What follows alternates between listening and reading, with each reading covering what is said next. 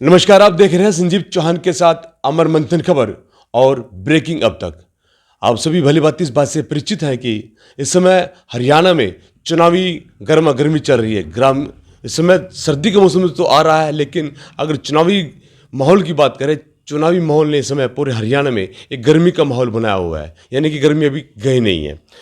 और इसी कड़ी में अगर बातचीत करना चाहेंगे, हम नीलखड़ी बैठे हैं। नीलखड़ी गांव है रायपुर, और वहाँ पर एक कर्मठ निष्पक्ष बात करने वाले, कार्य करने वाले, सुशिक्षित व्यक्ति, जो कि हर प्रकार से सामाजिक कार्यों को लेकर या सामाजिक कार्यों में धनी है, जो हमेशा हर किसी के सुख दुख में बैठे रहते हैं, चलते रहते हैं, उनको सुख दुख को सुनते हैं और उसका निपटारा करते हैं। आप हैं विनोद रायपुर। जी हाँ, रायपुर गांव है इनका, और विनोद जी खुद हैं वो, और उन्होंने अपने नाम के साथ गांव को भी चमकाया हुआ है, जैसा उनका नाम है। क्योंकि विनोद जी जसपा पार्टी से जुड़े हैं, उससे पहले भी मैं उस पार्टी का नाम लेना नहीं चाहूँगा उनके समक्ष, लेकिन अब जसपा पार्टी में जुड़े हुए हैं और जसपा पार्टी में बेहतरीन कार्य कर रहे हैं, बेहतरीन तरीके से लोगों को जसपा पार्टी से जोड़ रहे हैं। और इनका डायरेक्ट सीएम साहब से, हमारे जो डिप्टी सीएम है, उनका सीधा उनके साथ संपर्क है, पूरा भाईचारा उनके साथ बना हुआ है। और आइए बातचीत करना चाहेंगे हम उन सक्सेस से। वो है विनोद रायपुर जी। विनोद रायपुर जी, आपका स्वागत है हमारे चैनल में। बहुत बहुत धन्यवाद संजीव जी। और अब तक ब्रेकिंग अब तक के सभी जो हमारे दर्शक हैं, मैं सभी का धन्यवाद करता हूं जी। और सभी माताओं बहनों से अपील भी करता हूं, पिता तुल्य बुजुर्गों से, कि आने वाली 12 तारीख को नलकूप के सामने वाले बटन पर मोहर लगा के विजयी बनाए। और ये जो गांव में जो यहाँ चुनाव चला हुआ है, ये मैं नहीं लड़ रहा, ये सभी गांव वाले, मेरी माताएं बहनें और मेरे भाई पिता तुल्य बुजुर्ग वो लड़ रहे हैं। जी, हम आपको बता देना चाहेंगे कि विनोद रायपुर जी सरपंच पद के उम्मीदवार हैं।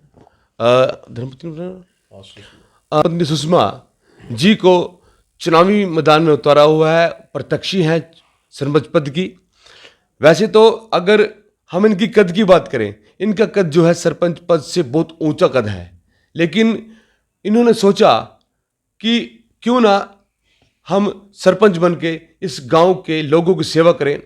और इसके साथ साथ बेहतरीन कार्य इन्होंने पहले भी गांव के लोगों के बीच में जाकर करे हैं, सड़कें बनवाई हैं और भी कई भी कार्य हैं। और बड़ा एक अच्छा मुद्दा लेकर विनोद रायपुर जी मैदान में उतरे हैं और उन्होंने अपनी धर्मपत्नी को चुनाव में उतारा है। विनोद जी, एक बार जनता को बता दीजिए, अभी तक वैसे तो अपने कहते हैं कि बड़े बुजुर्ग का है कि अपने अच्छे कार्य करे और नेकी कर और कुएं में डाल, ये कहा है देखो, और लेकिन आप अगर फिर भी जनता को बता दीजिए तो अच्छा रहेगा। देखो संजीव जी, वैसे तो सभी गांव में फिरोगे, आपने गांववासी जो हमारे बुजुर्ग हैं, माताएं बहनें हैं, वो बताएंगी। जी। ब्रह्मानंद के जो भी कमेटी थी वो मेरे पास आई थी, वो बोले जी हमारा रास्ता कच्चा है, जाने की दिक्कत है। तो मैं कोई बात नहीं भाई, ये तो मेरा भी फर्ज बनता है। जी। ब्रह्मानंद जी तो सभी के हैं। जी जी जी। और ये उनसे पहले ही मैंने कहने से लिख के दे रखा था डिप्टी सीएम से, तो उसमें 3-4 किले का रास्ता तो बन गया था जी और 1-1.5 किले का बचा हुआ है, उसके पैसे मंजूर हो रहे हैं। जी जी। और फिर हमारे भैरव के मंदिर के अंदर बड़ी दिक्कत थी, कच्चा था, जी तो 1-2 फिसल के भी वहाँ डया कि वहाँ बड़ी समस्या थी, उसमें ब्लॉक वगैरह नहीं थे। तो फिर डिप्टी सीएम से कह के वो मैंने अंदर उसके सारे ब्लॉक भी लगवा दिए डिप्टी सीएम साहब ने। और अपना एक वृद्ध आश्रम है यहाँ गांव में ही, वो भाई बोले भाई यहाँ इसकी रिपेयर वगैरह या इसकी खिड़की दरवाजे नहीं है, उसके पैसे मंजूर हो गए। और एक हमारे जो गांव में कई वारदात हुई चोरियों की, तो पीछे की बात है 2 महीने पहले हमारा सोसाइटी है यहाँ, कोऑपरेटिव सोसाइटी, उसमें दोनों लोहे के गेट उतार के ले गया कोई। अच्छा। और इतने बड़े गेट उतार के ले गया, तो मतलब बड़ी समझ की बात है, गांव के हाँ, लोगों के लिए बड़े दुख की भारी। बात है। तो उसमें फिर मैं सारे अपना उस पे डिप्टी सीएम साहब पे सारे गांव की चगिर्दें की लाइटें भी मैंने पास करवा दी हैं। और मेरा तो एक ही प्रयास रहेगा भी सारे गांव को एक समान लेके चलूं। जी अगर गांव वाले, मैं नहीं चुनाव लड़ रहा, सभी गांव वासी चुनाव लड़ रहे हैं, तो मेरा तो ये प्रयास रहेगा गांव में कैमरे उच गिर दे जी और बढ़िया सुंदर गांव हो, ताकि कोई एंट्री जीटी रोड पे से करे तो पता लगे भाई यहाँ भी रायपुर गांव में आप आए हो। जी। और जैसे हमारा ब्याह शादी में बड़ी दिक्कत है सारे गांव वासियों को, जैसे 2-2 लाख 1.5-1.5 लाख रुपए पैलेस में दे के शादी करनी पड़ती है।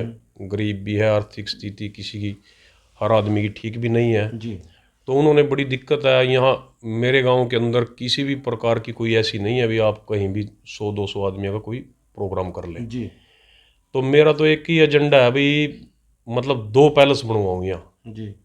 हाँ, एक दिन में 2 शादी हो सकती है, तो कम से कम आप बिल्कुल भी 2 पैलेस गांव के अंदर बनवाऊँ, ये मेरा वादा है। और मैं ये पैलेस जितना मेरे उम्मीद मेरे पे कर रहे हैं उससे बढ़ के मतलब कार्य करूँ।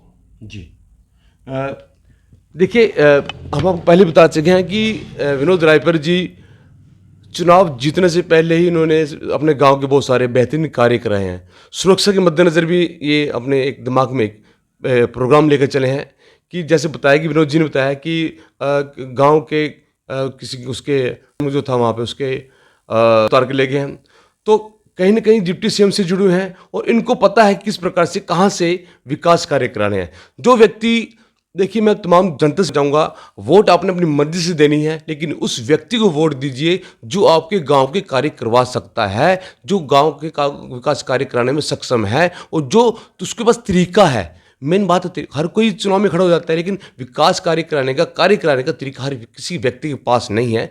और मैं बात करना चाहूँगा विकास कार्य कराने की, तो हमारे जो विनोद रायपर जी हैं उनको पता है किस प्रकार से किससे किसकी बाजू पकड़कर हमें विकास कार्य कराने हैं।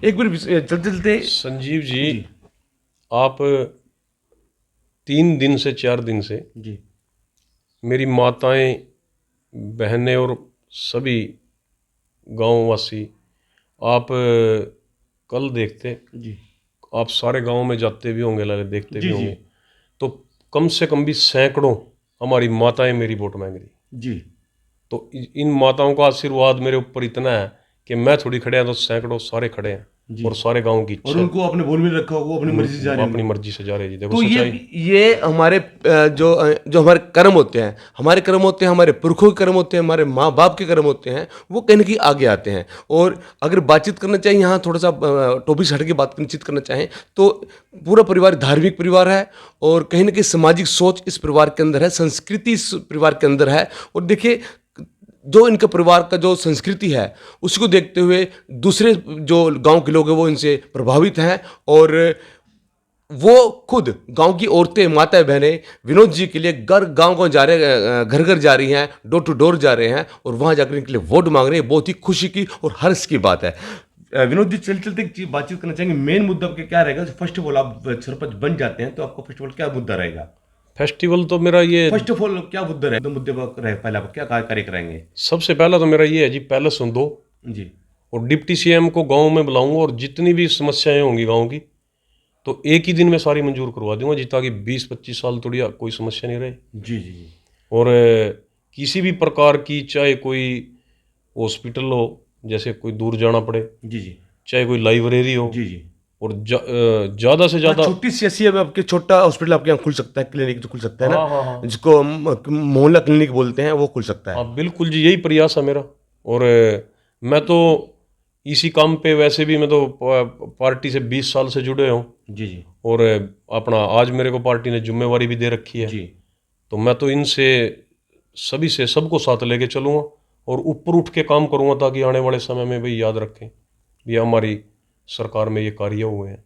जी और आज हमारा गांव क्या, चाहे पूरे नीलोखेड़ी हल्के के कोई भी हमारे भाई या कोई कार्यकर्ता साथी, कोई हमें जैसे भी आदेश करते हैं, हम उनकी पूरी उस पर उतरने का काम करते हैं। पीछे हमारे गौसा में 12 किलो का रास्ता था जी, जी और ऐसे ही कच्चा पड़ा था जी और डिप्टी सीएम से कह के मैंने वो 12 किले का 1 महीने के अंदर डिप्टी सीएम साहब ने पक्का करवा दिया, बोड़ा गौशाला के अंदर। आप जाओगे कभी पूछना। जी जी तो फिर अभी 3-4 महीने पहले वो बोले जी हमारे शेड टूट गया, इसकी बड़ी दिक्कत है कि यहाँ। मैं कोई बात नहीं जी, मैं शेड फिर 23.5 लाख रुपए उनके मंजूर हो गए जी, उनके पास आ गए 23.5 लाख रुपए शेड के। अरे तो चाहे कोई भी हल्का नीलोखेड़ी के जितने भी गांव जो कार्य करता है, कोई ये बात नहीं है, ये तो मेरा अपना गांव है, इसको तो मैं, आप दोबारा आओगे तो नहीं कहोगे भाई ये कौन से गांव यानी में कि है। हम एक उम्मीद रख सकते हैं, गांव के लोग की उम्मीद रख सकते हैं, हाँ, बिल्कुल, जहां 5 साल में जो सरपंच बनकर कार्य कराते हैं फिर भी कार्य नहीं होते हैं, लेकिन हम एक आशा रखते हैं कि आप 1 साल के अंदर तमाम कार्यों को निपटा देंगे। बिल्कुल बिल्कुल संजीव जी, आप से वादा कर रहे हैं, मैं आप याद रखोगे, आप यहाँ गांव में इंटर करोगे ना, जी जी।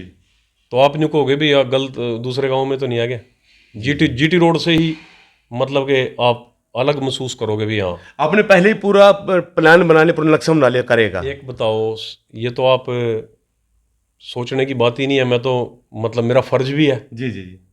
मेरा फर्ज भी है अभी मेरे गांव में किसी प्रकार की कोई समस्या ना रहे, जी। तो इसमें बढ़ चढ़ के काम करूं। कोई ऐसा नहीं है भाई मैं सरपंच बनने के भाई इसी के लिए ही काम, मैं तो वैसे पहले भी काम कर रहे हो, आप गांव में फिरो सबको पूछो जो भी मेरे को बोलता है। बिल्कुल बिल्कुल, हम जैसे उन गांव में एंट्री करी, हम वैसे ही 2-4 लोगों से बातचीत कर ली, तो उन्होंने आपका ये नाम ही सजेस्ट किया। मैंने तो बोलिया भी था बाब, एक और आप अचंभित हो जाओगे सुन के, मैं तो फार्म भी नहीं भर के आया, अच्छा जी।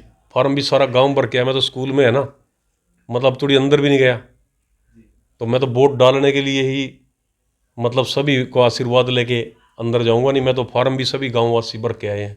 जी संजीव जी, ऐसा तो आपना किसी गांव में भी नहीं मिलेगा। जी जी जी। सारे गांववासी फार्म भर के आए हैं और सारी माताएं महिलाएं हमारी वोट मांग रही हैं, बताओ। मैं तो जी। तो जिस प्रकार का माहौल इस समय गांव रायपुर में बना हुआ है, विनोद रायपुर के सर पर, तो इस गांव के बच्चे से बच्चे लेकर बुजुर्ग का हाथ इनके सर पर है और इनकी जीत तय है। ऐसा लगता है कि जिस प्रकार से हमने गांव के लोगों से बातचीत की, तो गांव के लोगों ने एक तरफा माहौल इस समय रायपुर में बना दिया है। जल्द ही हम फिर से बातचीत करना चाहेंगे विनोद रायपुर जी के साथ, और तमाम दर्शकों से अपील करना चाहूँगा, जिस गाँव के वोटर हैं उनसे अपील करना चाहूँगा कि आने वाली 12 तारीख को जो उनकी धर्मपत्नी है और उनका जो चुनाव चिन्ह है वो है नलकूप, उस पर अपना वोट करके इनको विजय बनाएं। अमर मंथन खबर को और ब्रेकिंग अब तक को अधिक से अधिक शेयर लाइक कमेंट करें। शुक्रिया। लेकर चले अमर मंथन खबर को अपने संग, लाइक करें, कमेंट करें, शेयर करें और फॉलो करना ना भूलें। अमर मंथन खबर आपका अपना चैनल।